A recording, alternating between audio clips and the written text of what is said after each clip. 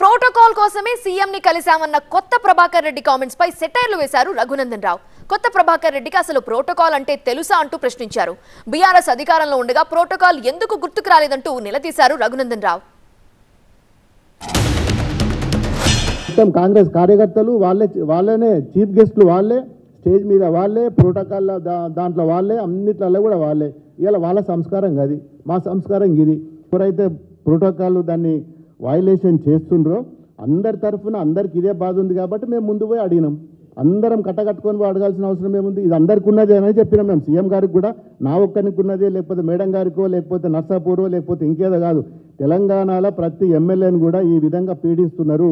ఈ విధంగా ప్రోటోకాల్ లేదు, సాయంత్రం పూట పోతే మాకు ఎస్కాట్ ఇస్తలేరు, సాయంత్రం గన్మెన్లను మార్చిండ్రు, ఇబ్బంది ఉన్నది. నాకు కూడా మొన్న ఇన్సిడెంట్ జరిగింది, నాకు కూడా ఇబ్బంది ఉన్నది, నాకు కావాలి, మాకు మంచి గన్మెన్లను ఇయ్యండి అని చెప్పి కూడా చెప్పినాం. ఇవన్నీ విషయాలు డిస్కస్ చేసినాం. వారికోస్ వెయిన్స్ వ్యాధికి కేవలం 30 నిమిషాల చికిత్స. కాల్ చేయండి 9989527715.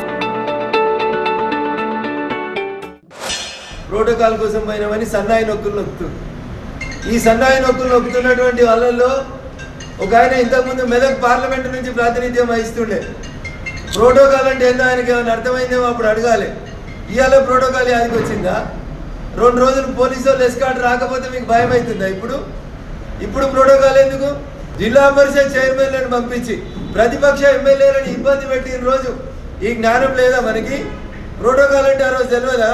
మీ నాయకుడు చంద్రశేఖరరావు గారి నాయకత్వంలో మీరు ప్రతిపక్షాలని నిర్వీర్యం చేసుకోవాలని చూస్తే నీవు నేర్పిన విద్యయే కదా నీరజాక్ష అని.